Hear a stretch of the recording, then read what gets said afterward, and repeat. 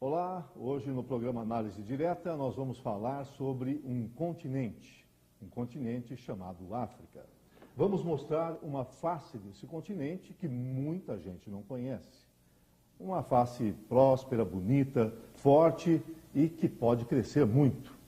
Para falar sobre a África tão rica de recursos naturais e que, por outro lado, sofre com conflitos étnicos, trouxemos aqui o autor e empresário Mário Mendes Júnior. Ele vai explicar tudo isso no livro Procura-se Jovem Negro para Salvar o Planeta. Seja bem-vindo, Mário. Muito obrigado, ter você aqui. O prazer é todo meu. Todos os assinantes, telespectadores do nosso canal. Eu que agradeço a oportunidade. Mário, a primeira questão que eu tenho para você é saber o do início, né? Por que esse tema veio a dar vazão a um livro de oportunidades econômicas no continente africano?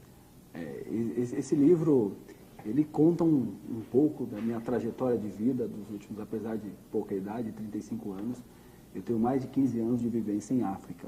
E chega um determinado momento de que a gente precisa apresentar para o mundo, né, algo diferente do que a gente vê na televisão, a gente vê na mídia, principalmente na mídia dos anos 80, dos 90, até o início dos anos 2000, de uma África de grandes conflitos, de uma África onde só se falava de folclore e falava pouco de industrialização. E a África que eu vi há 15 anos atrás e que eu continuo vivenciando é uma África de crescimento vertiginoso, que cresce na ordem de 5% a 7%, que realmente é um grande celeiro de oportunidades. Então eu falei, vou montar um livro, inicialmente como um projeto acadêmico, que depois de fato virou-se um projeto literário para mostrar os países subsaarianos, que são os países, digamos, onde eu tive a minha peregrinação empresarial. Aqui o livro, para vocês verem aqui, o autor sempre chama o livro de um filho seu, né? Exatamente, né? É o meu primeiro, né? Mas eu acho que a família vai ser bastante grande. Aliás, a gente está falando de um continente, né, com dezenas de países, então ainda tem muito para se explorar aí. É verdade. Bom, você foi muito cedo para lá, com 17 anos, né, numa oportunidade de implantar um software de gerenciamento hospitalar, vamos dizer assim, né? Exatamente. Eu fui convidado, eu era estagiário, né, de um importante hospital no Brasil, e participando junto com outros cientistas, com outros doutores, eu ainda praticamente estagiário, aprendendo, peguei paixão pelo setor de engenharia clínica. E a vida dentro de um hospital no Brasil é totalmente diferente da que você tem no hospital africano. O que eu quero dizer com isso? Precisa-se de tudo mais um pouco. Então, participar de um projeto desse me fez abrir a mente para buscar tecnologias que de fato resolvessem os problemas daquela população. Por exemplo, problemas de transporte de suplementos de vacinação, transporte de sangue processado, de plasma, de qualquer tipo de hemocomponentes. Então, isso para mim foi um desafio muito grande.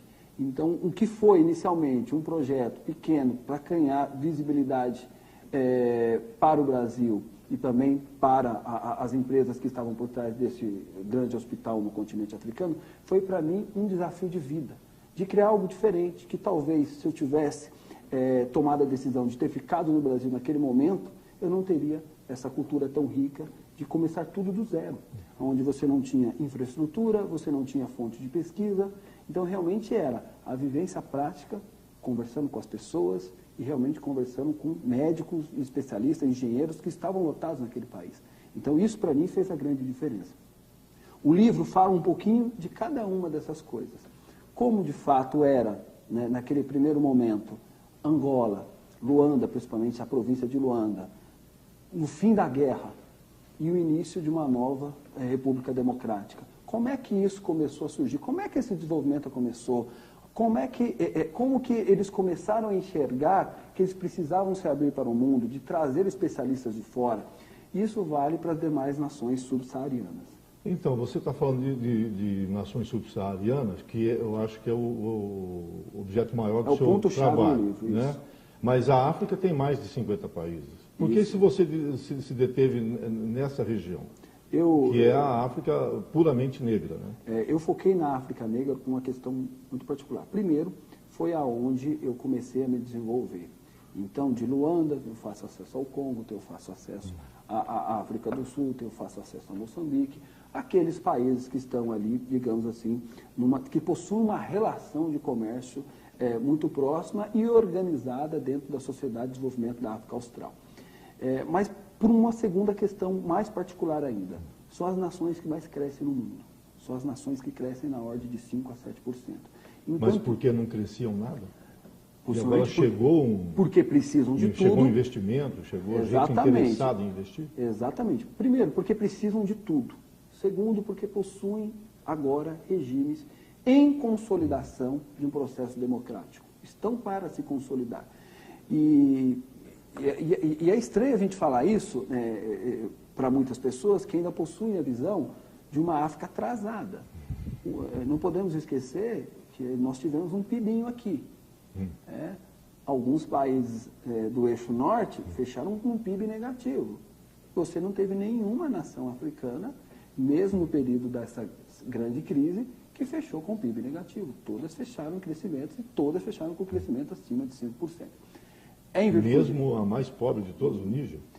O Níger é um ponto fora da curva porque realmente ele está cercado de países que possuem grandes recursos e ele, dentre esses, é o que tem ainda um processo político para acontecer.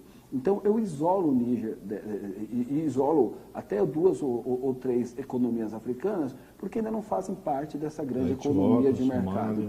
E onde há também conflitos. A Etiópia, eu vejo com muito carinho o crescimento da Etiópia, um governo extremamente organizado hoje, digamos assim, que nós já tivemos imagens terríveis da Etiópia. Terríveis. Eu acho que talvez a imagem que nós temos, pele, né? A gente vai lembrar de Angelina Jolie, desses filmes que contavam as histórias muito grandes de massacre, de fome, por aí vai.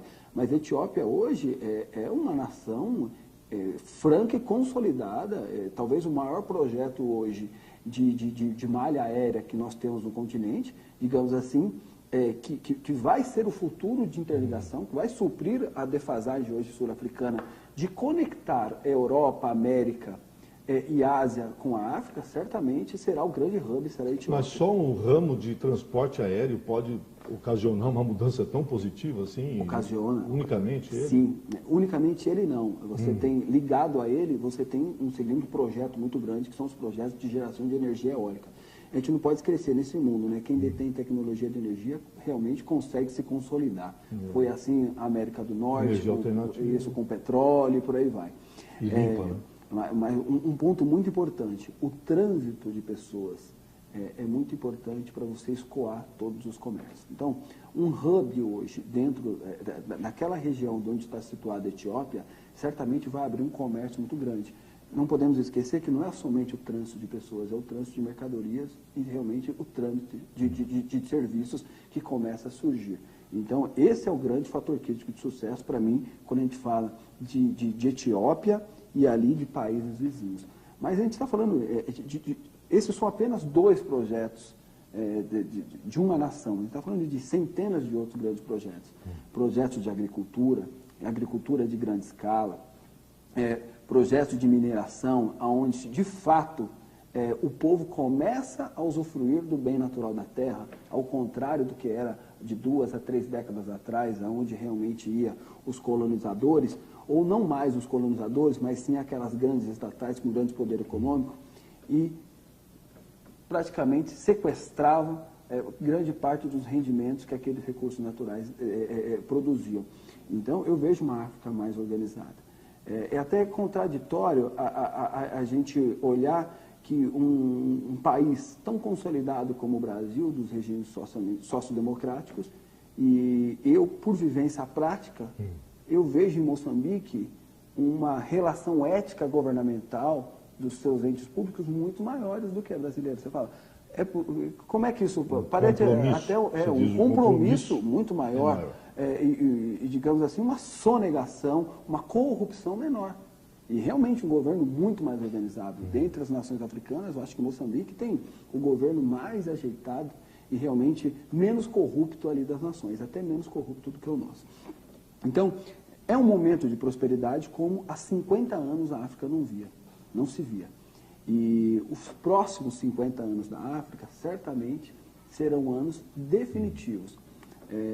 Isso não é análise apenas de vivência local. Isso é análise com base em dados estatísticos. A África hoje, algumas nações africanas hoje, se projetadas para 30 anos, nesse ritmo que elas estão, certamente serão pequenas Chinas, com muitos recursos, e agora eles aprenderam a regra do jogo, que não adianta eu só produzir ter material de base, ter matéria-prima e não industrializar isso. Então agora eles começam a ter projetos de industrialização.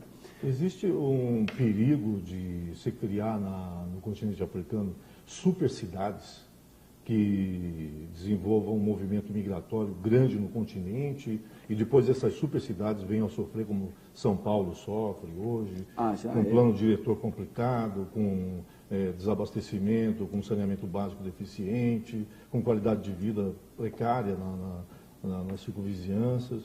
Já é extremamente caótico. Vamos citar aí... Porque é bom que cresça por igual mesmo, né? Vamos falar aqui da economia, seguramente segunda ou terceira maior economia que cresce no mundo, que é a economia angolana. Quando a gente começa a olhar a província, Luanda, que é a capital do país, que o metro quadrado seguramente é um dos mais caros do planeta, onde o custo de vida seguramente também é um dos mais caros do planeta. Isso é reflexo do quê? De um inchaço dentro de uma micro-região. Então, resolver problemas de cidades é um problema também bom para as nações africanas. Por quê? O desenvolvimento das cidades é onde gera, de fato, riqueza, onde você gera emprego e é onde você consegue gerar atração para investimentos estrangeiros. Não podemos esquecer que por trás de um grande projeto de habitação há sempre um banco de financiamento. E por trás de um banco de financiamento há sempre uma seguradora e resseguradora. Quando você tem pessoas inseridas na economia de mercado, você tem produção de carros, venda de veículos, por aí vai. Então, esse é um problema bom para as nações africanas. Em contrapartida, ela vai organizar o déficit que você tem muitas pessoas nas regiões rurais e poucas pessoas nas regiões centrais. E vai dar mais espaço para grandes áreas de produção agrícola. Então, você fala, tornar-se tão caótico quanto São Paulo, já acho que já até mais caótico. Já tem, né? Mas para nós é um problema ruim, para eles é um problema bom. Tá bom. Nós vamos fazer um tempinho agora, Márcio. Okay. Tá, vamos para o break comercial. E já nós vamos falar, inclusive, sobre um tema que você tocou agora há pouquinho, sobre o investimento estrangeiro na África. Já nós voltamos, então, com a análise direta.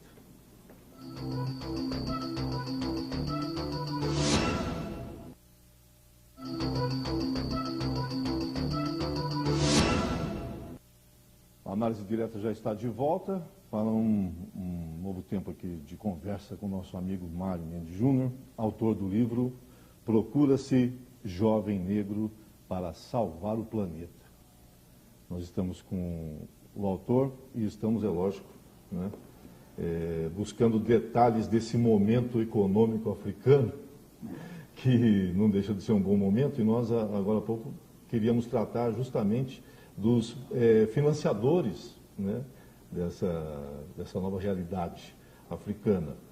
Lá está entrando muito dinheiro chinês, está entrando muita pesquisa brasileira, tem europeu investindo, a Inglaterra, por ter essa história toda com a África do Sul, também tem seu quinhão nesse jogo econômico ou não? É uma ótima pergunta. É um caldeirão, há de tudo.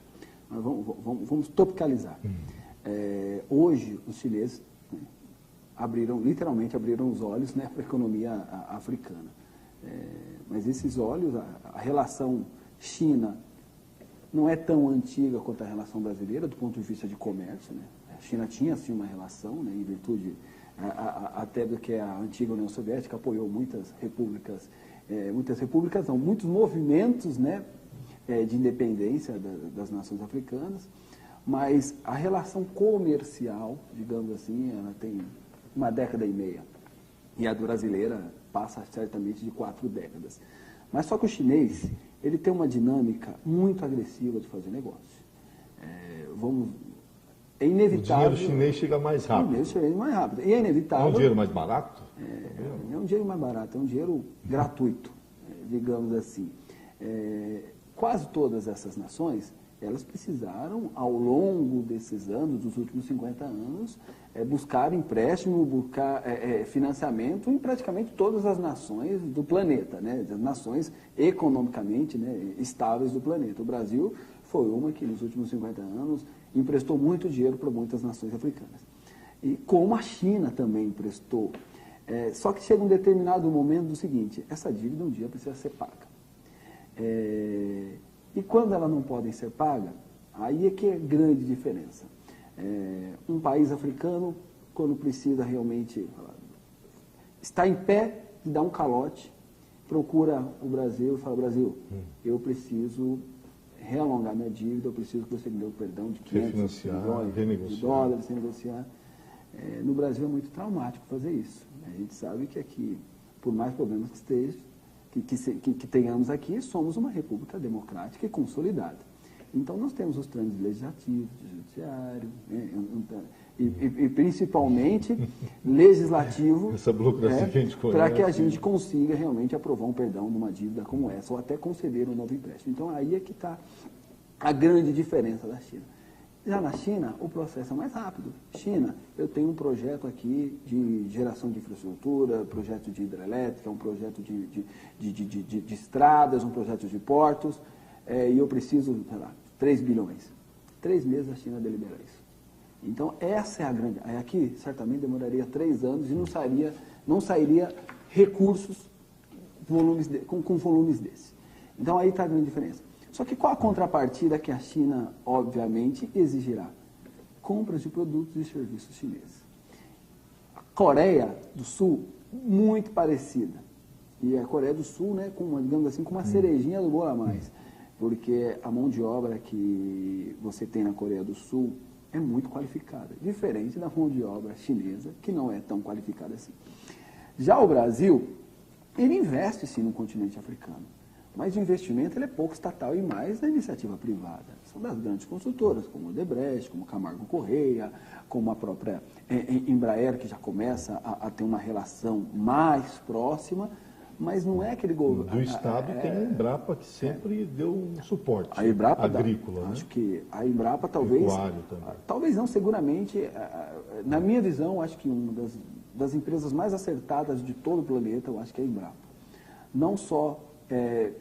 pelas pesquisas que ela faz, mas realmente por saber mapear, de fato, e atacar mercados-alvos de forma muito estratégica. Então, a Embrapa, eu acho que é o maior caso de sucesso brasileiro no continente africano. Não porque ela construiu até aqui, mas do que ela vai construir de futuro.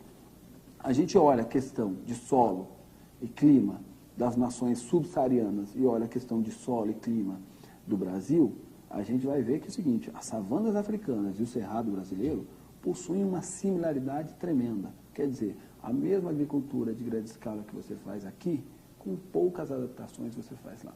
Só que aí que existe o problema. Não existe bom projeto sem bom capital investido. Então aí é que entra o nosso atraso. A gente consegue apoiar projetos maravilhosos, mas na hora que chega de execução desse projeto, a gente trava. Então, muitas vezes, nós somos o grande responsável de abrir os olhos das nações africanas e realmente vai outro e termina com o capital. E é isso que está acontecendo no setor agropecuário, no setor agrícola. A gente abre o terreno e vai outro lá e toma o nosso espaço. Vai o chinês e investe. A famosa concorrência desleal chinesa, que não é só com produtos que entram aqui e matam a indústria nacional, mas é aquela concorrência também desleal de você ter um projeto brasileiro, mas com financiamento de fora. Mas aquela imagem que a gente tem da África também, de uma fauna muito diversa e muito diferenciada do mundo todo, atrair o ecoturista. O ecoturismo em si, pelo que se tem de ecossistema, consegue sustentar a economia de um país? É que eu não vejo o turismo... Nas savanas... Eu não vejo o turismo africano tão eco assim. Eu não vejo ele tão eco assim. É uma imagem nós temos enganosa. Lógico, de fato, quando você lembra de África, a gente chama de fome safari. É fome Os safari. campos, né, sem fim, com zebras, com manadas de E é claro que mamíferos. a fauna que você tem lá, você não tem em lugar nenhum do mundo. Isso é inevitável, é única. Menos do que era há 50, 60 anos atrás, né, porque esse período todo de guerra fez matanças absurdas, como os grandes parques de Moçambique praticamente foram dizimados. A violência e agora, a ignorância sempre tem um peso. Você quer ver realmente se um animal é selvagem ou não? Você visita um parque, vai fazer um safari no Quênia, ou faz em Gorongosa, em Moçambique, e vai fazer um safari na África do Sul, no Parque Kruger, que é o famoso, que é a Disneylândia dos safaris. Você vê os animais, praticamente, eles já sabem, olha, está passando a Land Rover, eu vou sentar. Então, eles já estão quase que domesticados com aquele grande de pessoas. Então, não é mais assim uma África tão, que a gente fala, born to be wild, tão selvagem, assim, né? Não é mais. Mas isso não é suficiente para suportar nação nenhuma. Ainda mais nações que precisam de tudo. Se a gente estivesse falando de um pequeno arquipélago, o ecoturismo seria suficiente. Mas não, a África precisa de tudo. Então, o turismo, o ecoturismo, tem uma fatia significativa? Tem, de participação no produto interno bruto. Mas a grande fatia vem realmente do consumo interno. Isso é um número que eu gosto de falar bastante. 60% de tudo que se produz na África vem da força de trabalho e do consumo do próprio povo africano. Quer dizer, ela cresce de dentro para fora. E isso é super inteligente. Você pega economias hiperglobais, excluindo os Estados Unidos, que tem um consumo interno muito grande, sul-coreana, extremamente forte, mas ela depende do quê? Apoiam nisso, ela depende do mercado internacional, porque só o consumo interno não é suficiente. Japão fosse viver só do consumo interno, não conseguiria sobreviver.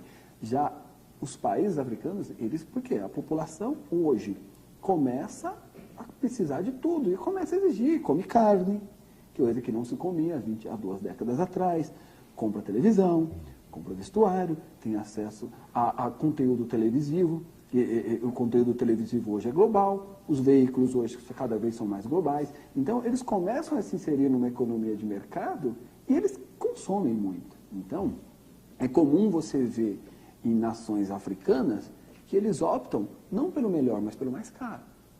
Isso é reflexo do quê? De uma população que não teve acesso a nada e que agora está tendo acesso a tudo. Então, esse dado de 60% do PIB gerado por consumo interno é talvez o maior indicador de que vale a pena olhar para lá e vale a pena investir. Mas tem uma possibilidade de ter havido uma transferência nominal na coisa, de antes o Brasil ser considerado o país do futuro, o celeiro do mundo no futuro, e hoje a África ser esse celeiro? Eu acho que o Brasil ele é par da África nesse sentido, quando a gente fala de celeiro do mundo. Não há dúvida nenhuma do nosso protagonismo nisso. Nós somos líderes e eu acho que... Eles vão produzir tanta soja, cana e milho como... Eu acho que, per capitamente, nós seremos líderes. Mas eu acho que a hora que você junta as economias, todas essas vão ter um peso muito maior do que a nossa nos próximos 50 anos. Sem nenhuma sombra de dúvida. O Brasil só não vai ser... O Brasil precisa de um parceiro nesse sentido. O que ele tem que transformar é as savanas africanas ser uma extensão, né, do seu cerrado brasileiro na produção de alimentos. Não simplesmente ver como concorrente. Porque o mundo vai precisar comer mais. O mundo cada vez mais, gente. A população cresce e por mais que a gente fale o mundo está andando para trás, né? Não, o mundo retrocedendo. O mundo não está retrocedendo. O mundo realmente está avançando, tem superado problemas muito grandes.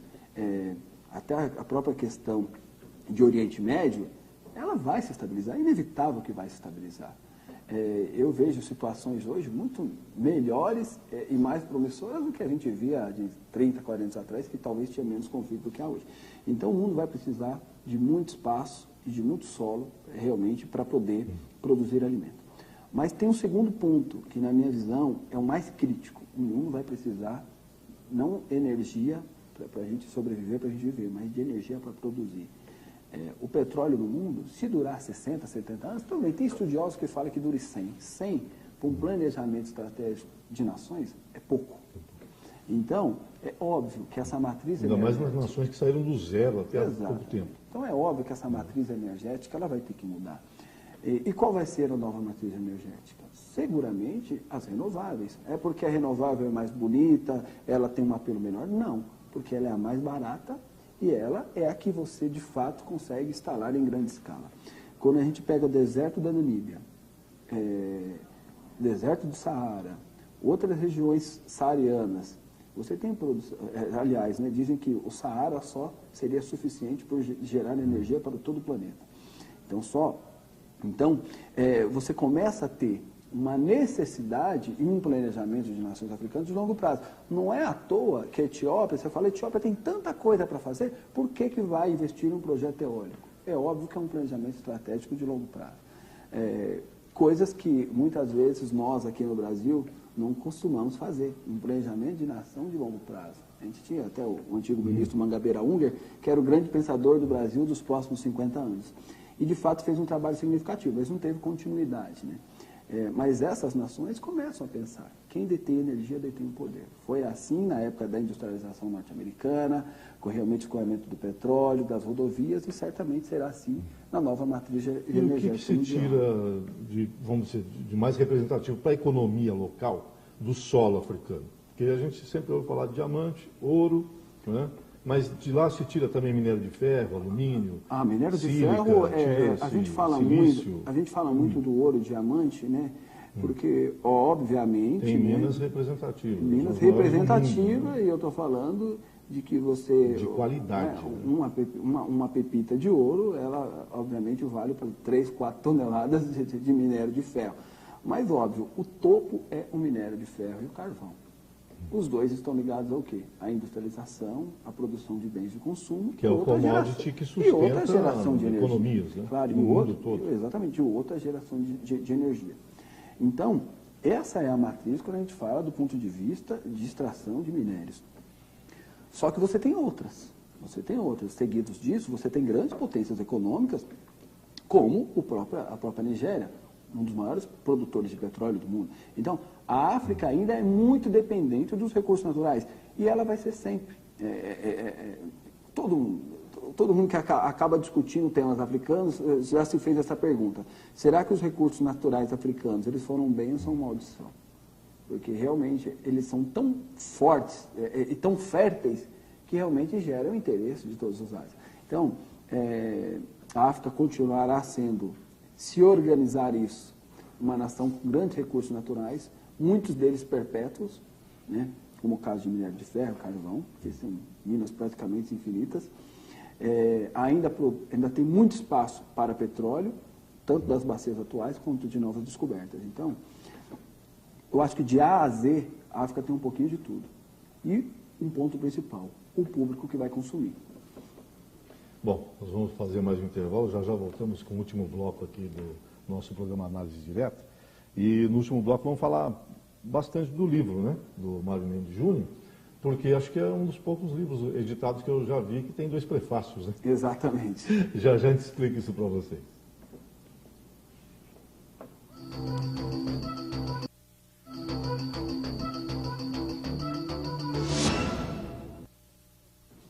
De volta já com a análise direta para o nosso último bloco de bate-papo, né, com o autor e empresário Mário Mendes Júnior, autor do livro que nós estamos focando hoje, Procura-se Jovem Negro para Salvar o Planeta.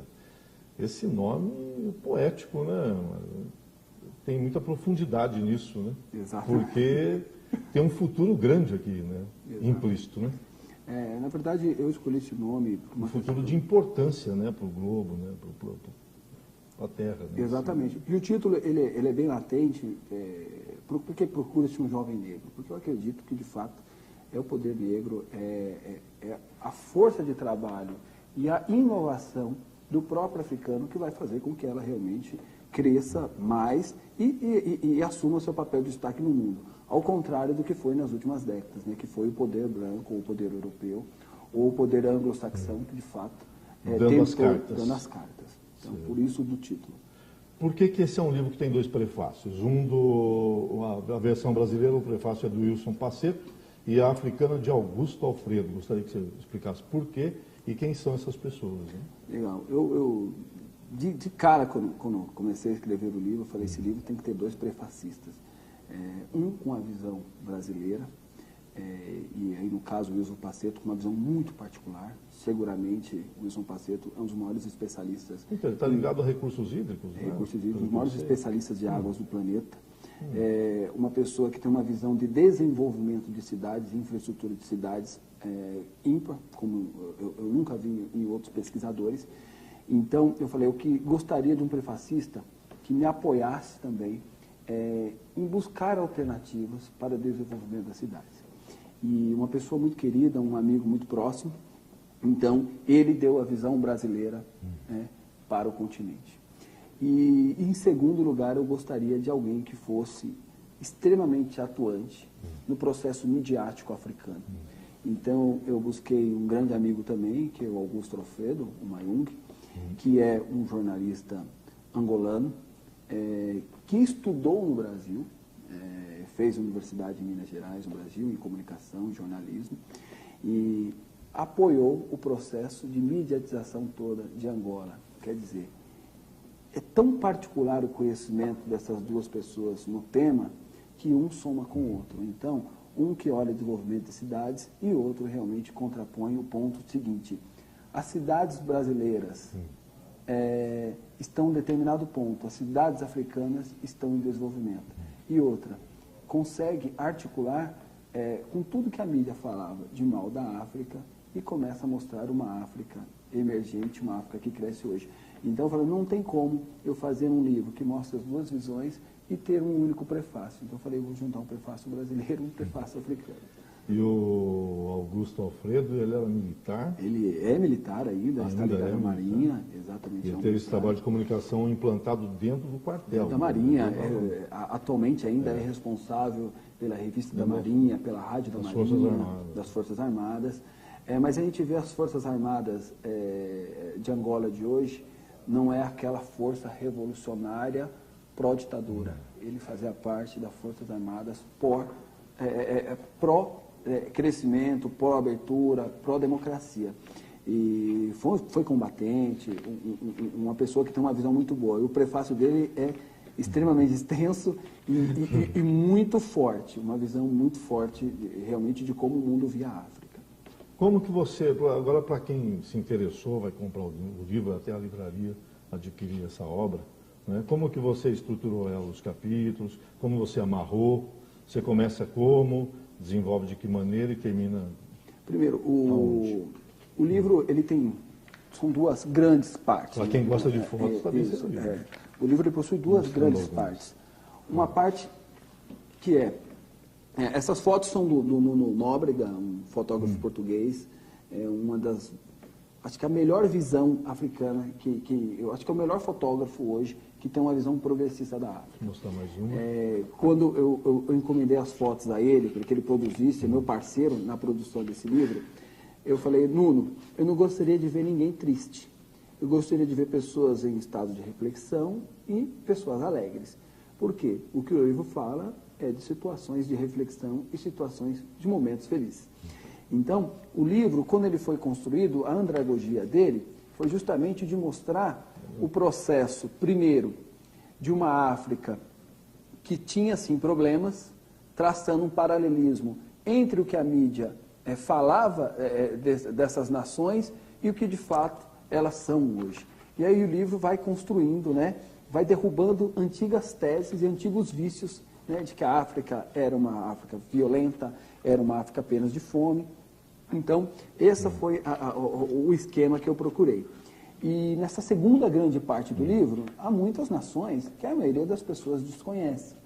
Então, quando a gente fala de alguns países, como Uganda, como Níger, como até mesmo Nigéria, que são países mais populares, eu procurei colocar um apêndice para que a pessoa possa entender como é a condição de clima, condição de solo, como é que a economia, em como aquele país está, justamente também para virar um guia, de apoio e cultura sobre as nações africanas. Estou vendo que tem a capoeira aqui, né? Tem, a capoeira também presente. Exatamente. Então, o livro ele possui bastante fotos, e as fotos foram produzidas exclusivamente para ele. E são momentos felizes, eu acho. Você viajou bastante pela África.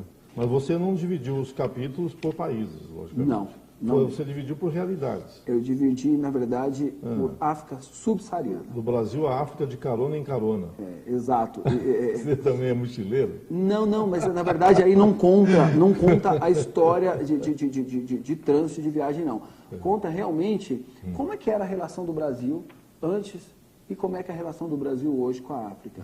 Então, quando eu falo de carona em carona, onde uma está indo e aonde a outra começa a dar passos também similares. Então, o livro vai indo nesta toada aí, né, de mostrar, de contrapor antigos vícios, como eu já havia bem dito, né.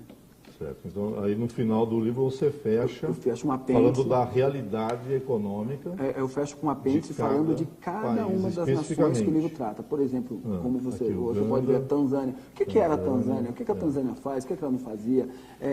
O que ela hoje produz? Como é que está o regime sociodemocrático?